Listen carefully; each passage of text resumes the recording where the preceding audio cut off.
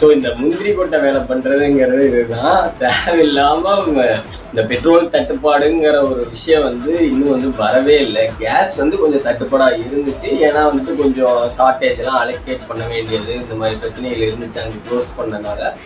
So petrol தட்டுப்பாடு வந்து இல்லவே இல்லை. பட் வந்து 25 லிட்டர் கேன்ல பிடிச்சிட்டு போனது என்ன, ஒருத்தர்லாம் ட்ரம்மு ஃபுல்லா பிடிச்சிக்கிட்டு 60,000 ரூபாய்க்கு என்னடா பண்ணிட்டு இருக்கீங்க நீங்க தான்டா மற்றவங்களுக்கு ஷார்ட்டேஜை உருவாக்காதே. டெய்லி 100 ரூபாய்க்கு எல்லாரும் பெட்ரோல் போட்டாலே அது வந்து இன்னும் ஒரு 10 நாள் 20 நாட்களுக்கு இருக்கும். அதுக்குள்ள இந்த பிரச்சனையெல்லாம் சால்வ் பண்ணி எப்படியாவது கூட ஆக்கணும் வரைக்கும் எல்லா பிளானும் பண்ணுவாங்க.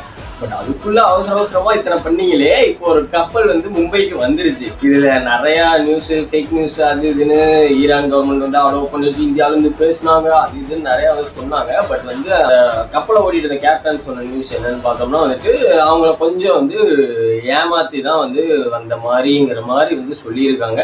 ஸோ மார்ச் 10ஆம் தேதி இதை பற்றி வந்து போட்டாங்க. பட் அந்த டைமில் தான் நாங்கள் வந்து வந்தோம். இந்த ஆட்டோமேஷன் இந்த மாதிரி சில விஷயங்கள் மூலயமா அவங்க வந்து கொஞ்சம் கவனக்குறையில் இருந்தப்ப நாங்கள் வந்து எப்படியோ தப்பிச்சு வந்துட்டோம். பட் வந்து இது வந்து தெரிஞ்சிருந்துச்சுன்னா இதோட விளைவுகள் வேற மாதிரி இருந்திருக்கும். இல்லை இதுக்குள்ள ஏதாவது வந்து பாலிடிக்ஸ் இருந்திருக்கும். அவங்க வந்து சரி இந்தியா கப்பல் ஒரு டைம் அலோவ் பண்ணுறோம் அப்படியே போயிருங்க அப்படிங்கிற மாதிரி ஏதாவது ஒன்று நடக்கலாம். இந்த மாதிரி நிறைய விஷயங்கள் இருக்கு. பட் அஃபிஷியலாக ஈரான் கவர்மெண்ட் வந்து நாங்கள் வந்து இந்தியன் ஷிப்பை வந்து அலோவ் பண்ணுவோம் அப்படிங்கிற மாதிரி எந்த நியூஸும் சொல்லல. இந்தியன் கவர்மெண்ட்டும் வந்து இந்த மாதிரி வந்து ஈரான் கவர்மெண்ட் அலோவ் பண்ணிச்சு நாங்கள் வந்து கொண்டுட்டு வந்துடுவோம் அப்படின்னு சொல்லியும் எந்த ஒரு அனௌன்ஸ்மெண்ட்டும் இல்லை. பட் அதை வச்சு நிறைய வந்து நியூஸஸ் வந்து இது அதுன்னு சொல்லி நிறைய வந்து சொன்னாங்க. பட் வந்து அதெல்லாம் எந்த அளவுக்கு உண்மைங்கிறது வந்து தெரியல. பட் வந்து மும்பைக்கு வந்து ஒரு கப்பல் வந்து வந்துருச்சு. அதில் வந்து அண்ட் 1.5 லட்சம் மெட்ரிக் டன் க்ரூட் ஆயில் வந்து கிடைச்சிருச்சு. அண்ட் இது மூலியமா வந்து இப்போ இருக்கிற சின்ன ஷார்ட்டேஜை வந்து ஓரளவுக்கு மேனேஜ் பண்ணி எல்லாம் கொண்டு வந்துருவாங்க. ஸோ வந்துட்டு கேஸும் வந்துடும், பெட்ரோலும் இருக்கு. ஸோ அவசரப்படாதீங்க, பேனிக் ஆகாதீங்க.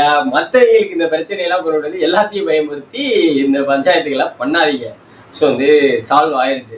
ஸோ இப்போதைக்கு ஓரளவுக்கு டெம்பரரியாகவும் இதாகவும் வந்து சால்வ் ஆயிடுச்சு. இதுக்கு மேலேயும் வந்து அதுக்குன்னு வந்து ஃபாலோ பண்ணி கொண்டுட்டு வந்துடுவாங்க. ஸோ இந்த மக்களோட பேனிக்னால தான் இந்த பிரச்சனையா, இல்லைன்னா இது ஒரு பிரச்சனையே கிடையாதா? நீங்கள் கமெண்ட்ல சொல்லுங்கள்.